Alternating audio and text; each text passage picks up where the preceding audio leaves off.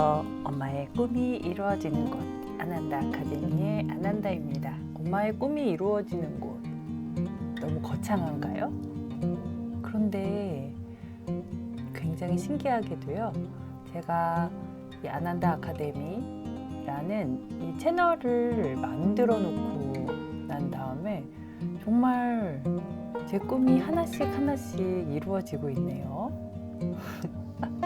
그리고 저와 함께 시간을 나누면서 자신의 꿈에 조금씩 가까워져 가는 그런 감각을 느낀다고 말씀하시는 분들이 생겨나고 계세요. 그러니까 아직은 아주 작은 변화이고 아주 작은 움직임이지만 그런 방향성을 갖고 있는 거는 아주 분명하다는 생각이 들어서 말이죠. 조심스럽지만 자신 있게 엄마의 꿈이 이루어지는 곳이라는 이 부제를 달 수 있게 되었습니다. 자, 꿈이 이루어지려면 어떤 것들이 필요할까요? 아마도 오늘 함께 나눌 이야기는 꿈을 이뤄가는 과정에서 기반 작업이 되어 줄 자기 치유, 정화 작업 중에 굉장히 중요한 부분을 차지하는 이야기를 나누는 시간이 될 것 같아요. 오늘도 데보라 킹의 진실이 치유한다 라는 책 중에 한 부분을 나눠볼 텐데요. 지난번에 저희가 머릿말을 함께 읽어봤는데요. 이번 시간에는 본문에 소개되고 있는 7개의 그 차크라 이야기 중에서 두 번째 차크라, 그 천골 차크라에 대한 이야기를 소개해 볼까 해요. 그리고 이어서 이제 이 책에는 나오지 않았지만 그 천골 차크라를 정화하기 위한 구체적인 명상법도 이 영상 말고 이제 연결되는 영상으로 같이 소개하려고 합니다. 그러면 그런 이슈를 가지고 계시는 분들이 이 영상을 듣고 또 바로 연결해서 구체적인 솔루션들까지도 함께 체험해 보실 수 있을 것 같아서요. 자, 그러면 읽어볼까요? 이 차크라를 다루고 있는 장의 제목은 수치심은 이제 그만이에요. 이 차크라, 천골 차크라는 우리의 수치심이랑 깊은 관련을 맺고 있는 차크라이기 때문일 거예요. 그리고 그 다음 장을 펼치면 이렇게 나와 있어요. 진심을 표현할 때 자신을 존중하고 타인도 존중하게 된다. 천골 차크라. 유치원에서 나는 친구들에게 아빠의 무릎에서 배운 모든 비밀스러운 것들을 보여주었다. 엄밀히 말하자면 아빠의 무릎은 아니지만 말이다. 그 비밀들은 학급 모두에게 보여주고 말하기에는 특별하고 매우 민감한 것이었다. 친구들은 모두 매료되었다. 학교의 수녀님들은 그런 것에 관한 이야기는 전혀 하지 않는다. 우리 어머니도 마찬가지였다. 아빠에게서 배운 것을 처음으로 실습했던 상대는 30살의 유도 강사로 내 나이 15살 때였다. 그는 나에게 어디에서 그렇게 입으로 하는 걸 배웠어? 라고 물었다. 입으로 하는 건 내 전문 분야 그 이상이었다. 나의 존재 이유였다. 입으로 하는 걸 아주 잘하면 대학 내에서 모두들 탐내는 시간제 근무 자리를 얻을 수 있었고 법대 교수한테 A 학점을 받을 수 있었고 법률사무소의 전망 좋은 사무실에 안착할 수 있었다. 아, 그래 맞다. 법률사무소. 나는 직급 사다리를 무릎을 굽히며 올라갔다. 2년 만에 소속 변호사에서 신임 변호사로, 다시 선임 변호사로 초고속 승진을 하는 기록적인 일도 있었다. 입으로 해주기만 하면 즉각 다음 단계로 올라갈 수 있었다. 나는 실습 대상을 확대했다. 상대 변호사와 판사들도 나의 매력을 거부하지 못했다. 그러나 개인적으로 내가 선호했던 사람들은 나의 고객이었다. 그 그들은 능력 있고 영향력 있는 남자들로 법적인 도움을 받기 위해 내게 온 사람들이었다. 도움이 필요한 남자들에게는 저항할 수 없었다. 사무실 문을 열고 들어오는 많은 이들이 도움이 절실하다는 냄새를 강하게 풍겼다. 그들 각자는 모두 아빠를 연상시켰다. 조언을 구하러 왔지만 나는 그들에게 훨씬 더 많은 것을 주었다. 이 책은 그 각 장의 초반부에 데보라 킹 자신이 본인의 일기장에 메모 형식으로 남겨두었던 글을 소개하고 있어요. 살짝 충격적이에요. 그 뒤에 어떤 이야기가 나와 있을지. 자, 이상적인 세상에서 어린 시절은 사랑과 보살핌, 놀이, 따뜻함과 안전이 충만한 시간입니다. 우리 부모님은 우리를 보호해주고 보살펴주는 책임감으로 무장된 보호자입니다. 어린아이로서 우리는 모든 것이 궁금합니다. 우리 몸도 궁금합니다. 우리 자신의 육체를 모든 감각으로 탐사하는 것은 자연스럽고 순진한 행동일 뿐입니다. 부모가 적절한 방식으로 매만지고 쓰다듬고 받아들이고 사랑스럽게 보살핀 아이들은 자아에 대한 명확한 개념이 생깁니다. 그 아이들은 명확하고 안전한 방식으로 관심을 받았기 때문입니다. 경계를 분명하게 그은 부모님에게서 양육된 아이들은 자연스럽게 적정한 경계를 형성합니다. 그들은 무언가가 옳지 않다는 느낌이 들 경우 싫어 라고 거절할 줄 압니다. 그들은 적절히 주고받는 기쁨을 자연스러운 흐름 속에서 배웁니다. 아버지는 내가 매우 어렸을 때 쾌락의 원리에 대해 일깨워 주었습니다. 나는 아버지를 사랑했습니다. 그는 내 세상의 전부였죠. 그러나 나를 사랑스럽게 보살피며 매만져 주던 손이 갑자기 나를 침해하는 것으로 느껴졌을 때의 혼란을 이해하지 못했습니다. 다급하고 광폭한 손짓, 그리고 그의 목소리와 얼굴이 무언가 무섭게 변하는 이유를 알지 못했습니다. 우리의 그날 이후, 아버지의 얼굴을 보면 깊은 유감과 후회, 이해할 수 없는 공포가 어려 있었습니다. 그는 자신이 무언가 매우 잘못된 일을 했다는 걸 알았지만 왜 그런 무서운 충동이 그를 붙들고 있는지는 이해할 수 없었습니다. 아버지 집안 내 근친상간의 비밀이 어디까지 거슬러 올라가는지는 잘 모릅니다. 이와 같은 비밀은 언젠가는 분출되기 마련입니다. 조상의 오래된 수치심은 엄청난 괴력을 가집니다. 해결하거나 치유하지 않으면 그 패턴이 반복됩니다. 아버지는 어릴 적에 가족 내 성적 사냥꾼의 표적이 되었습니다. 성폭력은 모든 아이들에게 그러하듯 그를 완전히 무기력하게 했습니다. 성폭력은 성 자체보다는 힘에 관한 문제입니다. 아버지는 당신에게 있었던 일에 대해 아무 말도 할 수 없었고 수년 후에는 수치심의 상태와 무기력을 내게 이어주었습니다.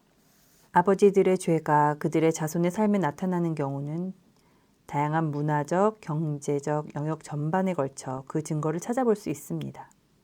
우리가 스스로 죄스럽다고 생각하게 되는 행동은 자신에게 하는 거짓말이나 반쪽뿐인 진실, 가족들이 가르쳐준 잘못된 왜곡으로부터 시작됩니다. 이와 같은 거짓이 지속되는 과정은 많은 경우 매우 무의식적인 차원에서 이루어집니다. 그렇다고 해서 그 과정이 전혀 무해한 것도 아닙니다. 왜냐하면 거짓은 우리를 병들게 하기 때문이죠. 왜곡이 갖고 있는 에너지는 우리 삶이 펼쳐지는 방식에 막대한 영향을 미칩니다. 재능 많은 배우이자 가수인 린지 로원은 3살 때부터 포드 자동차 모델로 일했습니다. 그녀의 아버지 마이클은 한때 배우로도 활동했던 사업가이자 투자은행가입니다.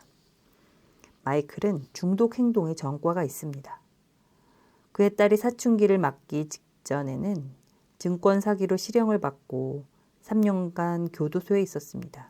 2005년 그는 다시 심각한 무면허 운전과 협박 미수로 2년간 더 교도소에 있었습니다. 린지는 가족의 전통을 이어받아 음주운전으로 2번 체포되었는데 2번 모두 코카인을 소지하고 있었습니다. 그의 아버지는 맏딸에게 자신의 행동 양상을 물려주었고 그녀는 마약 및 알코올 중독 갱생 시설에서 시간을 보내야 했습니다.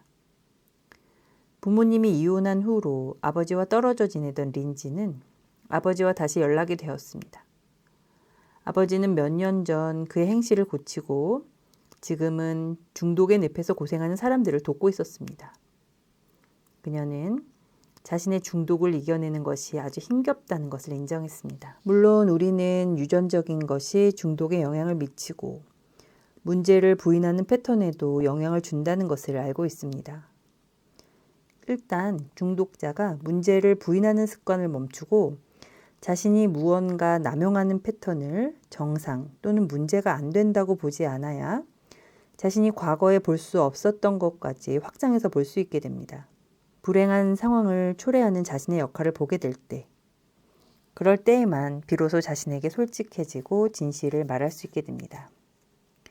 성장을 경험하고 실제로 행동을 바꾸려면 이와 같은 단계가 절실합니다. 마이클 로어는 진지하고 투명한 자세로 그의 창피한 일에 대해 진실을 말하려는 의지를 치열하게 보여주었습니다. 가족의 거짓을 밝히고 오랜 기간 동안 굳어져서 가족의 저주로 변장한 에너지 패턴을 반전시켰습니다. 우리 모두는 어두운 면을 가지고 있습니다. 그것은 우리가 사랑할 수 없다고 생각하는 부분, 혹은 사회가 비난하는 부분입니다. 어린 시절에 우리는 몇몇 충동적 행위를 하면 안 된다는 메시지를 다음과 같은 말을 통해 받았습니다. 그러지 마. 안 그러면 엄마가 너 사랑 안 할 거야. 잘못된 행동을 하거나 너무 들뜨거나 시끄럽거나 혹은 그러면 안 되는 시간에 너무 많이, 너무 길게 울면 사랑을 빼앗깁니다. 무섭거나 고통스러운 경험이 해결되지 않은 채로 남아있는 경우에는 그 에너지의 밀도가 더 높아지면서 혼란스러워집니다. 때때로 겪었던 작은 경험들이 억압과 자기 거부로 내부에 남아 우리 성격의 어두운 면으로 더욱 크게 부풀어집니다. 대부분의 사람들에게 어두운 부분은 불편하기는 하지만 자신을 쇠약하게 만드는 현상은 아닙니다. 그러나 인성은 다양한 범주로 표현이 되며 어두운 부분은 정신병적 차원으로까지 퍼집니다. 아내를 살해한 혐의를 받은 오제이 심슨이나 미국의 악명 높은 연쇄 살인범인 찰스 맨슨이 그런 경우죠. 이와 같이 아무리 원치 않는 부분이라 해도 부인하거나 회피하려고 노력하면 할수록 예기치 않거나 당황스러운 방법으로 분출될 수 있습니다. 영화배우 멜 깁슨이 말리부에서 음주운전으로 걸리자 언론은 한 건 잡았다는 듯 신나했습니다. 그의 어두운 부분이 만취로 드러났을 뿐 아니라 술 때문에 말실수까지 하게 되었습니다. 약물 남용은 거의 대부분 2번째 차크라의 쟁점입니다. 체포하는 경찰에게 그가 했던 반유대주의적 언행은 커다란 물의를 일으켰습니다. 특히 유대인 공동체에서는 그의 영화 패션 오브 크라이스트를 반유대주의 선전이라며 비난했고 더군다나 그의 아버지가 홀로코스트는 과장되었다는 선동적인 언급을 하는 바람에 불난집에 기름을 붓는 격이 되었습니다. 약물 남용과 중독은 길 잃은 아이의 감정적인 현실과 관련되고 2번째 차크라와 연결되어 있습니다.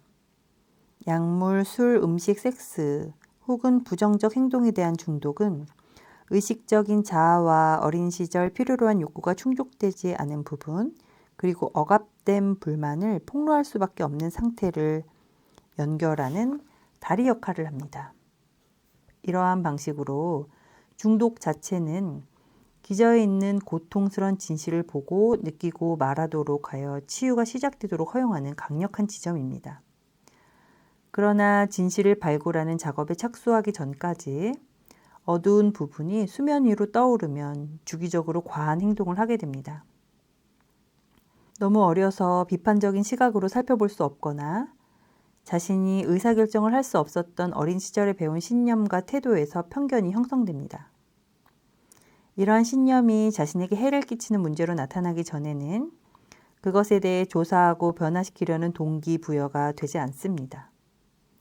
대부분의 경우 자각하고 있는 알아차림의 상태가 되는 것이 진실을 알게 되는 첫 번째 단계입니다.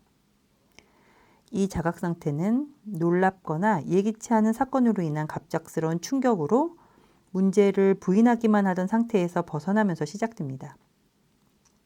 예를 들어 우리가 인종차별주의를 우리 모두의 어두운 부분을 드러내는 표현이라고 본다면 진실에 한 걸음 더 다가간 것입니다.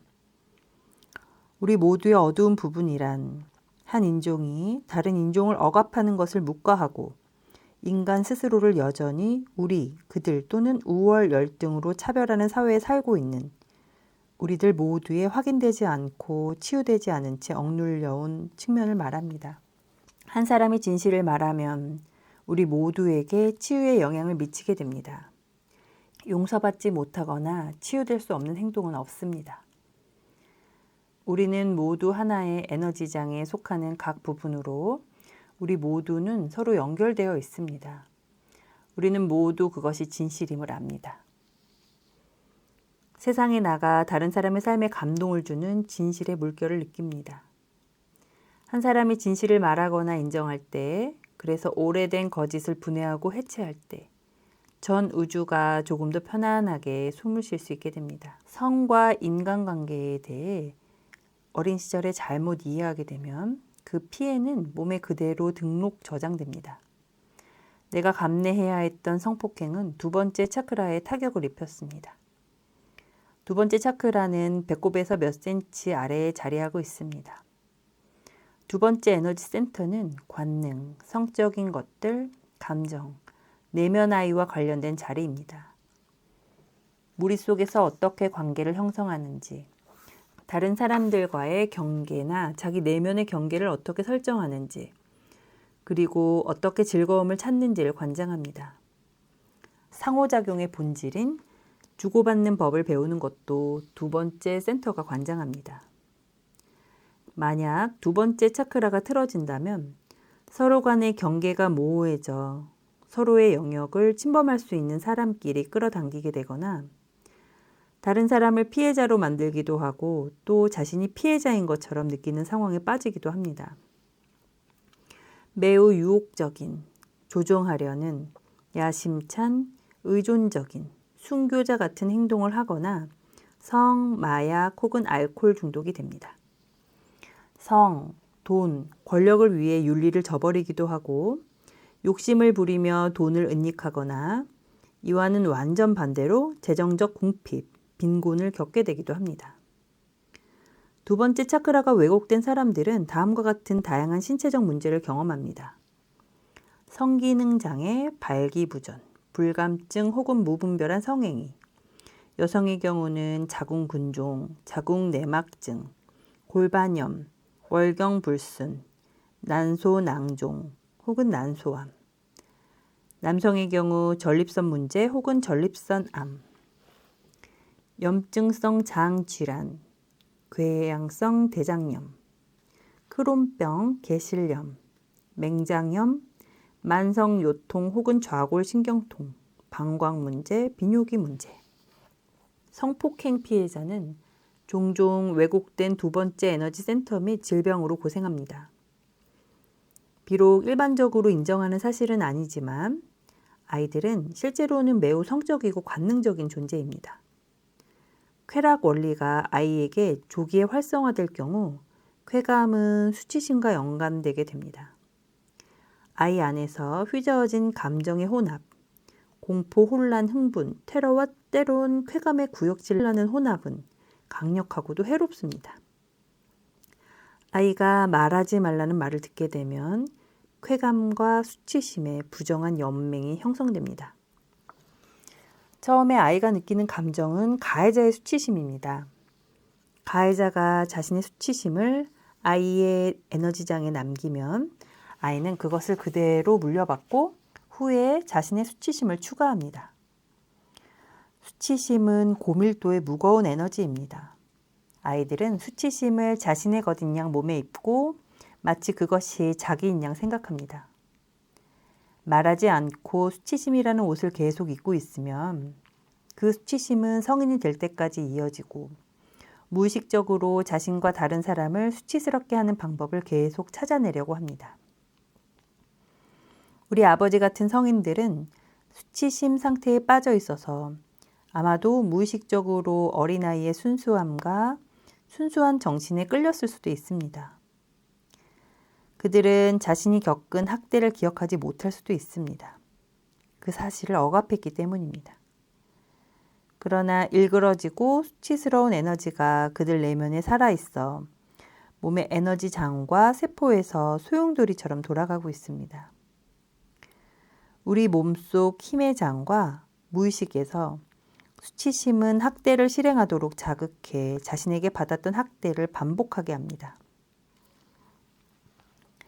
아버지는 내가 12살이 될 때까지 나를 강간했고 그 뒤로는 완전히 중단했습니다. 샌디라고 부르는 내 일부분은 강간의 직격탄을 그대로 받고 내가 인식하는 의식의 세계에서 알아차리지 못하도록 사악한 행동은 자신이 고스란히 떠안고 있었습니다. 그러나 결국 진실이 어쩔 수 없이 드러나 표현되는 것을 중단할 방도는 없었습니다. 억압된 분노와 수치심을 분출할 별다른 탈출구를 찾지 못하자 나는 15살이 되면서 성적인 행동을 하기 시작했습니다. 광란의 사춘기를 보냈고 그 후에는 더욱 방탕한 성인이 되었습니다. 조증과 우울증 사이를 튕겨다니며 오고 갔고 폭음과 문란한 성생활로 인해 질병을 앓게 되었습니다. 이 같은 행동은 내 영혼이 도움을 요청하는 시끄럽고 간절한 외침이었습니다. 어머니는 내 문란한 행동을 수치스러워했습니다. 그것은 그녀가 해온 절제된 가톨릭 가정교육과 맞지 않는 것이었습니다. 그녀는 나를 정신과 의사에게 데려가 고쳐주세요라고 했습니다. 정신과 의사는 상담 치료사라기보다는 관음증 환자처럼 내 성적 탈선 행위 이야기에 쾌감을 느끼는 듯 했습니다. 의사는 내 행동과 성폭력의 가능성 사이에 어떤 연결고리도 만들지 못했고 나는 그에게 비밀을 털어놓지 않았습니다. 대부분의 사람들은 진실을 말하거나 인정하는 용기를 얻는 데 수년이 걸립니다. 침묵에서 빠져나온 사람들은 다른 일을 위한 안내인의 역할을 할 수 있습니다. 다른 사람들이 공포의 수렁, 자기 비판, 수치심에서 벗어나 오랜 시간 동안 바라봐주기를 간절히 바라던 진실을 표현할 수 있도록 이끕니다. 수치심은 나오고 싶어 해요. 그러나 어떻게 나와야 하는지는 모르죠. 아이는 말하고 싶지만 할 수 없습니다. 아이는 소리 지르고 싶지만 차마 그럴 수가 없습니다. 그렇기에 표현하고 싶은 욕구는 억압됩니다. 수치심을 치유하지 않으면 계속해서 반복될 수밖에 없고 아마도 그 영향을 그대로 영속시키게 될 것입니다. 옛 동요의 가사를 바꾸어 수치심아 수치심아 저리 가 라고 말해보지만 본래 수치심이 안전하게 표현되고 그로 인해 변화가 일어나게 될 때까지 수치심은 떠나지 않습니다. 그렇지 않으면 수치심은 정말로 다른 날 또 찾아옵니다. 더욱 독창적인 형태로 말이죠. 별난 기업가이자 비행가이고 영화 제작자인 하워드 휴스는 수치심 때문에 큰 비용을 치른 극적인 예입니다. 그는 부유한 부모님 슬하에서 자랐는데 10대 시절에 부모님이 돌아가시면서 수십만 달러에 달하는 상당한 유산을 상속받게 되었습니다. 그는 세계에서 가장 부유한 사람 중에 하나가 되었으며 섹스, 돈, 성공에 탐닉했습니다.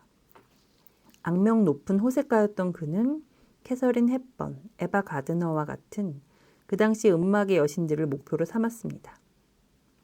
초기에 그는 최고의 조종사, 최고의 영화 프로듀서, 최고의 골퍼 등 무엇이든 최고가 되고 싶어 했습니다. 그의 회사인 휴스 항공사의 수장으로서 그는 혁신적인 항공기를 설계하고 제작하여 속도 분야에서 세계 신기록을 세웠습니다. 헐리우드에서 휴스는 영향력 있는 인사가 되었습니다. 그러나 50대가 되자 하워드 휴스는 강박적인 행동을 하는 사람으로 전락했습니다.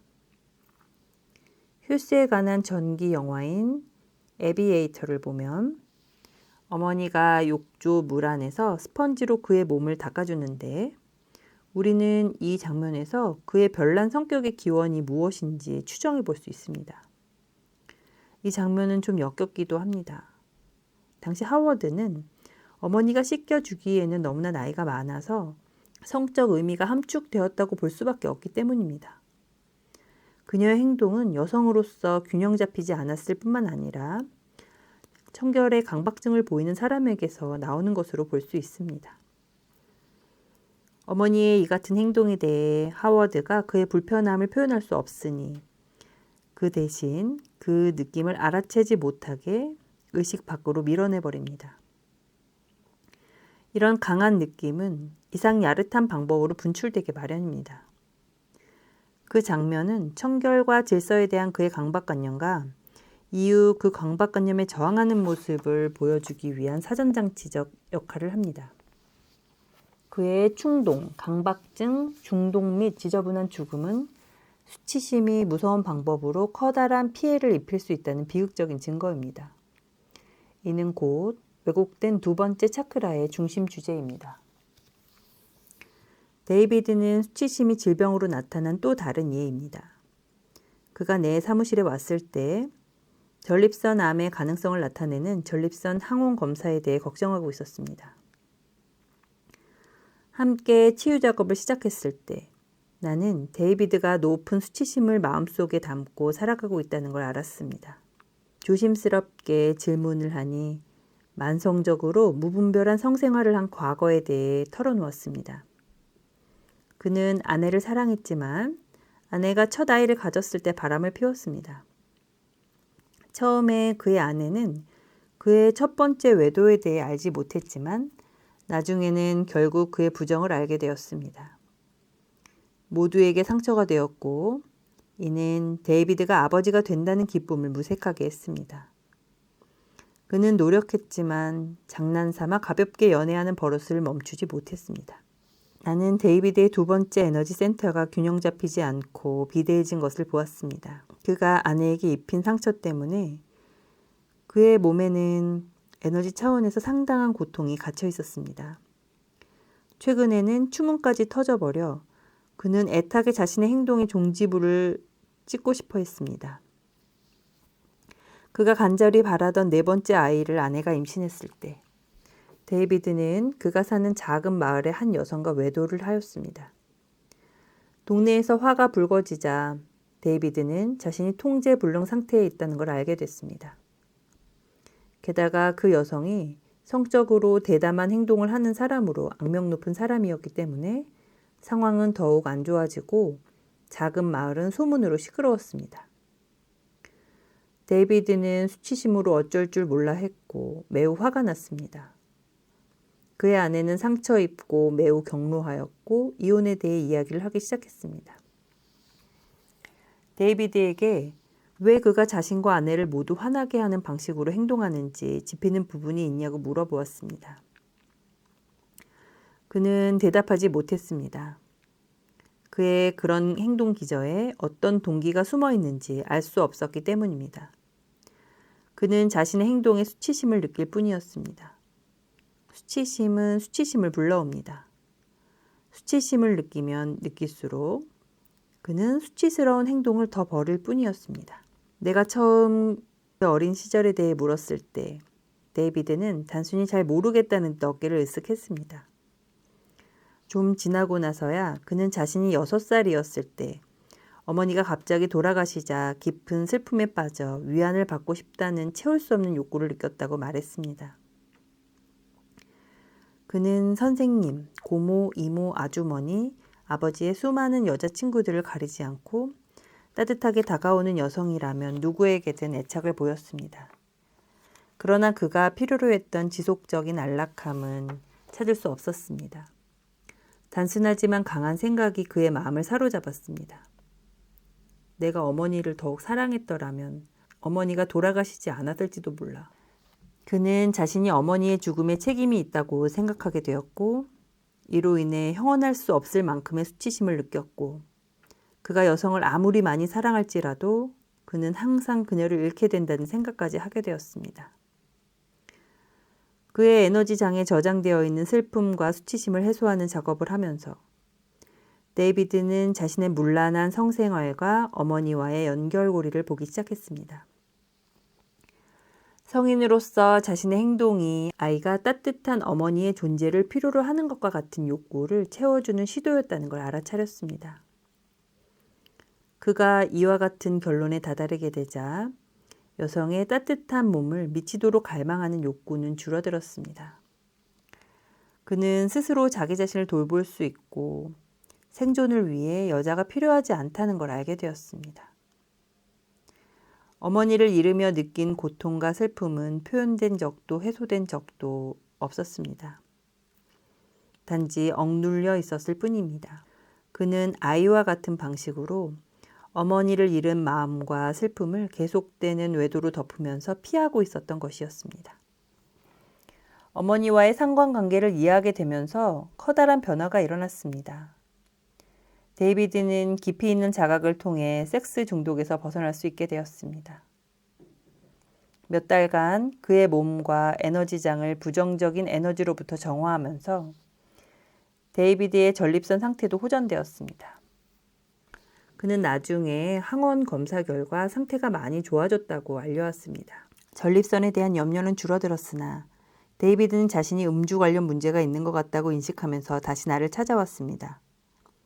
나는 그에게 알코올 중독자 협회의 설문지를 주었고 결과는 그가 알코올 중독자의 조건에 부합한다고 나왔습니다. 그러나 처음에 그는 음주에 관한 자신의 심각한 상태를 인정하고 싶어 하지 않았습니다. 술은 데이비드의 삶에 조직처럼 연결되어 있었습니다. 그의 친구들, 가족, 함께 일하는 사람들이 모두 술을 마셨습니다. 술을 끊는다는 것은 그가 친구라고 부르던 습관으로부터 파격적인 단절을 의미했습니다. 그러나 데이비드는 자신이 어려움에 처해 있음을 알고 금주를 결정했습니다. 그는 알코올 중독자 협회 모임에 나가기 시작했습니다.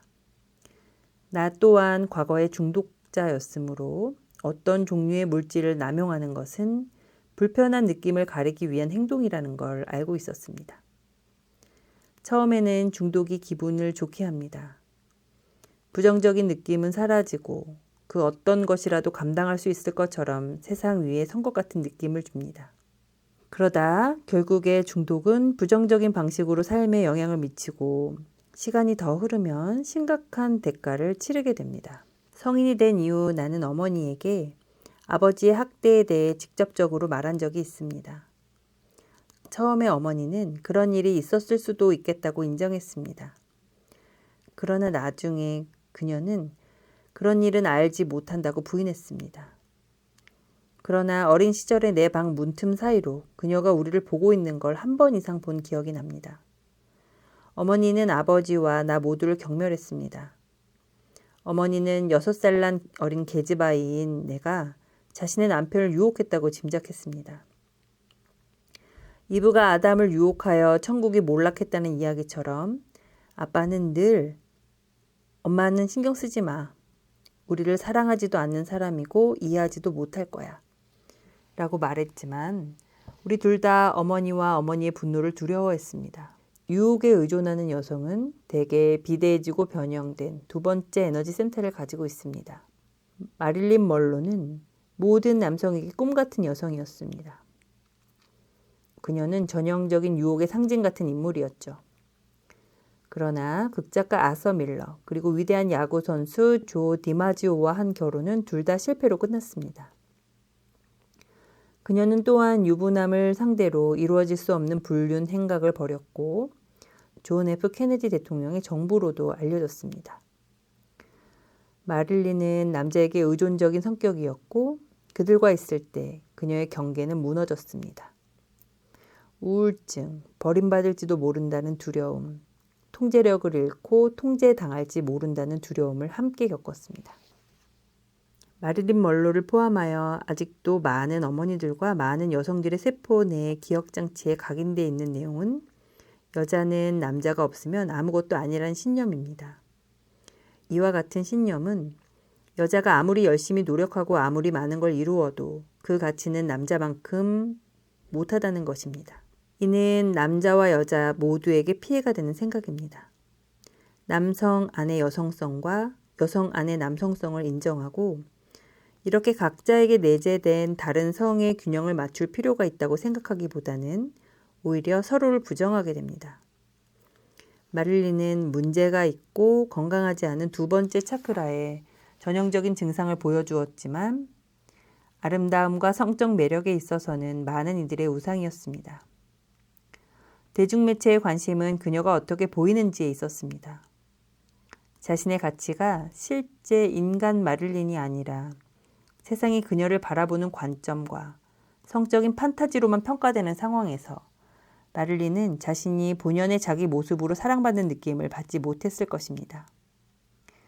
마릴린은 명석하고 재능 많은 배우로 알려졌으나 그녀의 재능은 언론에 주된 관심사가 아니었습니다. 한 사람의 가치가 오로지 외모에만 집중될 경우 그 사람의 내면은 죽어갑니다. 마릴린과 유사한 최근 사례는 애나 니콜 스미스의 삶과 죽음에서 찾아볼 수 있습니다. 그녀는 플레이보이 모델로 아버지 뻘 되는 몇십 년 연상의 정유업계 재벌 하워드 마셜과 결혼하였습니다. 애나 니콜은 갓난아기였을 때 아버지한테 버림받았습니다. 어린 시절은 트레일러에서 살면서 어머니와 싸우고 이성교제에 번번이 실패하고 스트릿바를 전전하며 보냈습니다. 아마도 강간을 당했을 그녀의 왜곡된 두 번째 차크라는 관심을 유도하기 위해 섹스와 유혹이라는 방법을 사용하도록 이끌었습니다. 나이가 들자 그녀는 자신의 우상인 마릴린 먼로처럼 외모에 대한 자신감을 잃었습니다. 마릴린처럼 애나 니콜에게는 여러 남자가 있었습니다. 마릴린처럼 그녀는 순수한 유혹과 무기력함 사이를 오고 갔습니다. 마릴린처럼 그녀는 진한 우정을 나누는 인간관계를 필요로 하였지만 과도한 통제에 대해 강하게 분개하는 일면과 싸우느라 어려움을 겪었습니다. 마릴린 먼로와 강하게 동일시하면서 애나 니콜은 에너지 차원에서 실제로 먼로의 주기적인 자체 단식, 음주, 약물 사용의 패턴 양상과 연결되었습니다. 또한 그녀의 우발적인 약물 과다 복용으로 이른 나이에 사망한 마릴린의 비극과 흡사한 삶을 살았습니다.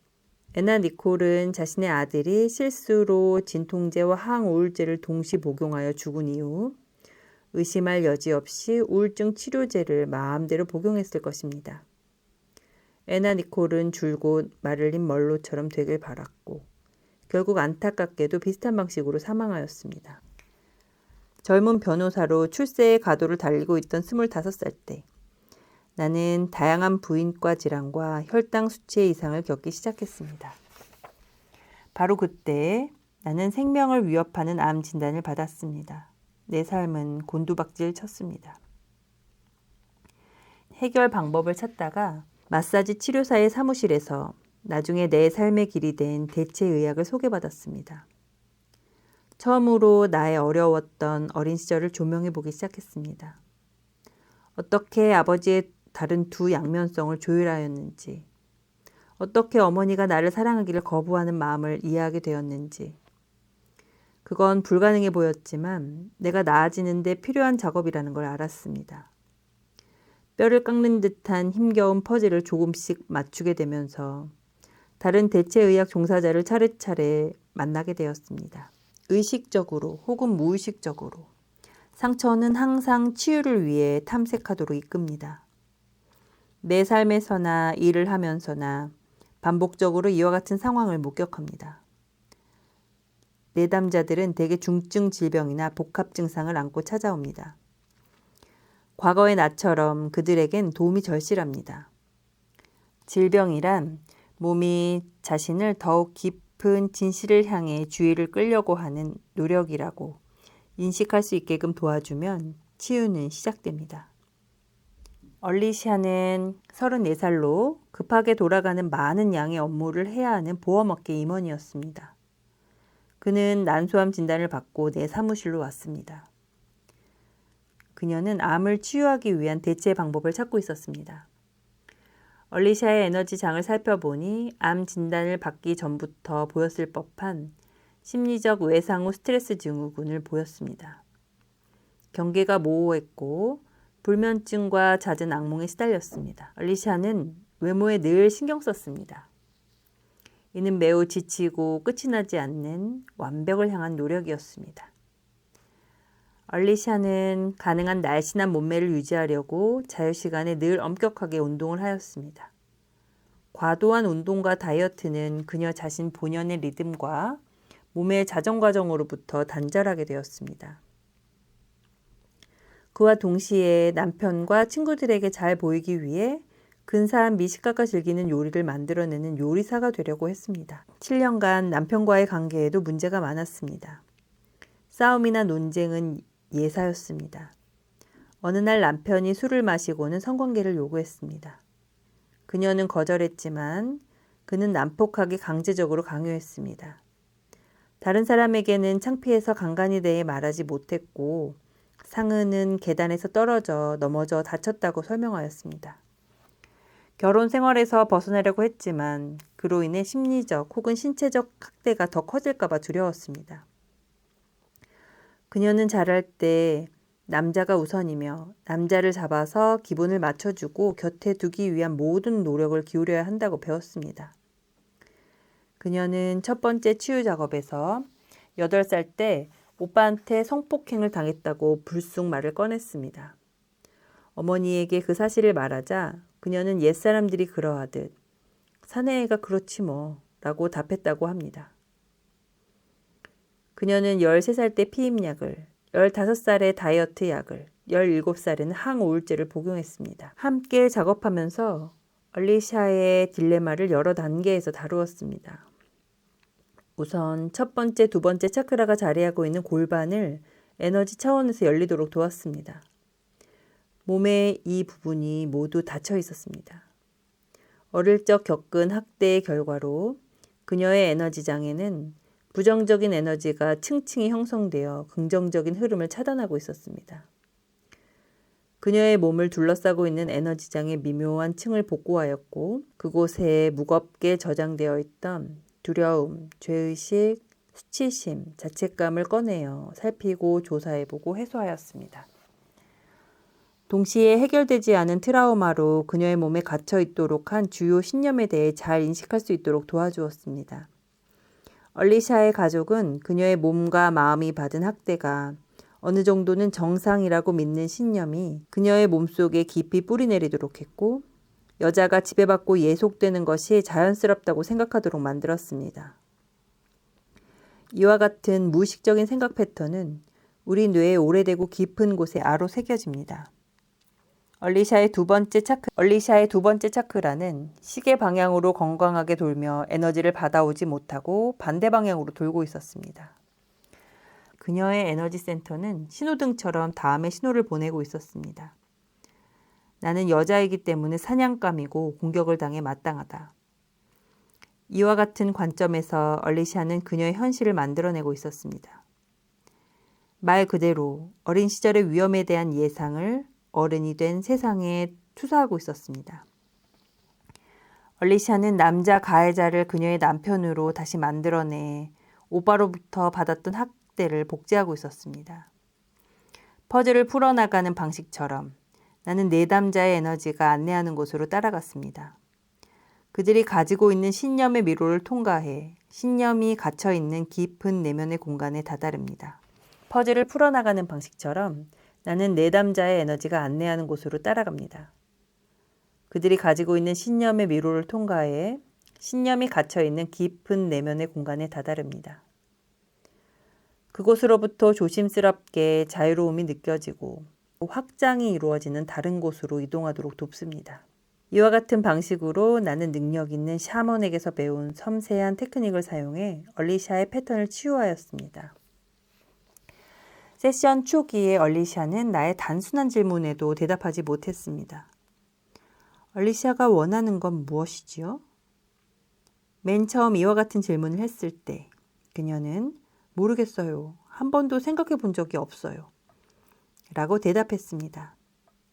한 여자의 삶의 초점은 그녀의 남자가 원하는 것에 있어야 한다고 항상 생각해왔던 여인에게서 듣는 정직한 대답이었습니다. 치유가 진행되면서 그녀의 오랜 신념이 바뀌었습니다. 그리고 자기 자신을 우선순위에 두기 시작했습니다. 천천히 그러나 확실하게 그녀의 암 징후가 줄어들었습니다.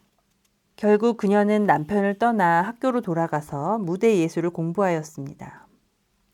5년 후에 다시 검사를 했을 때는 암에 꾸준한 차도로 보였습니다. 얼리샤는 연애를 시작했고 남성과 관계 맺는 방식을 치유하고 있습니다. 천골 부위 센터가 잘 정합된 사람은 다른 이를 만지거나 다른 이가 만지는 걸 즐깁니다. 이들은 즐거움, 사랑, 돈, 물질을 주고받는 데 익숙합니다. 언제 어떻게 아니요라고 말할지 알고 내면의 남성성과 여성성 사이에서 균형감을 느낍니다. 건강한 두 번째 차크라는 비옥한 공간입니다. 영감이 몸 안에 흐를 수 있도록 하는 창조적 가능성의 엔진이에요. 내면의 아이와 감정이 자리 잡은 곳으로 창조적이고 생식적인 욕구를 관장하는 센터이기도 합니다. 여기에서는 광범위한 의미로서 창조성이라는 단어를 사용하려고 합니다. 창조성은 예술에 국한되는 의미가 아니거든요. 남성과 여성은 창조적인 영감을 날마다 전체적인 에너지장을 통해 그리고 날마다 여러 다른 방식으로 몸과 마음을 통해 표현합니다. 이 부분에서 놀랍도록 큰 정합의 성과를 이룬 좋은 예는 엘튼 존 경입니다. 그는 3살 때 피아노 신동이었고 1960년대 이후에는 음악계의 거장이 된 성공적인 예술인입니다. 그는 발라드 가수이자 작사가 겸 작곡자이고 화려한 무대에서 기타 대신 피아노를 현란하게 연주하는 록 가수입니다. 엘튼 존은 그의 오랜 친구였던 다이애나 왕세자비의 장례식에서 자신의 노래인 바람 속의 촛불을 추모곡으로 수정하여 연주했습니다. 이 곡은 역사상 가장 많이 팔린 싱글 앨범이 되었고 수익금은 다이애나 왕세자비 기업 사업기금에 후원하였습니다. 그해 이탈리아 디자이너 잔니 베르사체가 살해되자 그는 한 명의 절친한 친구를 또 잃었습니다. 엘튼 존은 술, 코카인 중독과 오랜 투쟁을 벌였고 폭식증으로 고생하고 과도한 소비 지출로 재정난을 겪기도 했습니다. 수혈 때문에 에이즈에 감염되어 학교에서 쫓겨난 혈우병 환자였던 그의 친구 라이언 화이트가 사망했을 때 엘튼 존은 라이언의 어머니 진과 1990년 4월 그가 죽어가는 침대의 머리맡에 함께 앉아만 있을 수밖에 없었던 상황은 내 생애 최고로 속이 뒤틀리는 경험이었다. 내가 무언가를 더 해야 한다는 걸 알았다. 라고 말했습니다. 그 첫 번째 단계로 엘튼 존은 마침내 그의 중독 현상에 대해 자신이 무기력했음을 인정했습니다. 그리고 한 해 동안 쉬면서 중독 증세를 고치기 위해 노력했습니다. 중독 치료를 마치고 그는 엘튼 존 에이즈 기금을 설립하였습니다. 이는 현재 세계에서 선도적인 역할을 하는 비영리 단체가 되어 후천성 면역 결핍증 예방 교육 프로그램을 지원하고 후천성 면역 결핍증을 겪는 사람들을 보살펴주는 서비스를 제공하는 단체가 되었습니다. 에이즈 기금 웹사이트에 그가 올린 편지에는 다음과 같은 내용이 있습니다. 나의 공적인 삶에서 가장 의미 있었던 일은 인도주의적 차원에서 에이즈 확산을 종식시키려는 전 세계적인 노력에 동참한 것이다. 그는 자신의 문제를 긍정적 기부로 승화하는 방법을 배웠습니다. 그리고 맨 마지막 페이지에 두 번째 에너지 센터의 균형을 알아보기 위한 체크리스트가 나와 있어요. 체크리스트를 한번 쭉 읽어봐 드릴게요. 자신이 원하는 것을 얻기 위해 유혹적이거나 학대적인 방식으로 섹스를 이용한 적이 있는가? 일상적으로 거짓으로 오르가즘을 느끼는 척 하는가? 두 번째로 중독 증상이 있는가? 음식, 약물, 술, 섹스 혹은 자신이나 다른 사람을 다치게 하는 행동을 하는가? 돈 문제가 있는가? 다음, 나는 계속 주기만 하고 받는 것은 없다고 느끼는가? 다음, 친구들이 너는 자기만 생각한다고 지적하거나 항상 누군가가 필요하다고 느끼는가? 다음, 만성적으로 혼자라고 느끼고 외롭고 다른 사람에게 버림받았다고 느끼는가? 그리고 자멸적이고 내가 이룰 수 있는 게 없다고 느끼는가? 다음, 아니요 라고 말하는 게 불편하고 나를 위한 건강한 경계를 설정하는 게 어려운가? 마지막으로 무책임하게 행동하거나 다른 사람 탓을 자주 하는가? 라는 질문이 나와 있어요. 위의 질문에 어느 것에라도 예라고 대답했다면 더 나은 균형을 위해 도움을 구해보는 게 좋습니다. 정기적으로 물속에 몸을 담그는 것은 자기 보살핌 및 자기 관리의 습관을 키우는 하나의 방법입니다. 자신을 보살피는 또 다른 방법은 바다 소리를 내는 음악을 틀어놓는 것입니다. 이는 몸과 환경을 안정시키는 좋은 방법이에요. 달빛을 받으며 걷는 것도 두 번째 차크라를 정화하고 충전하는 데 좋습니다. 습관이 되어버린 성향을 인식하는 것도 매우 강력한 방법이에요. 자신의 행동 양식을 죄의식이나 수치심 없이 자각해 봅니다. 일단 자각하게 되면 치유를 가속화하는 좋은 방법을 찾을 수 있게 되거든요. 어떤 경우에는 올바른 길이 그저 저절로 나타나게 될 것입니다. 치유를 위한 첫 번째 단계는 자각이라는 것을 잊지 마세요.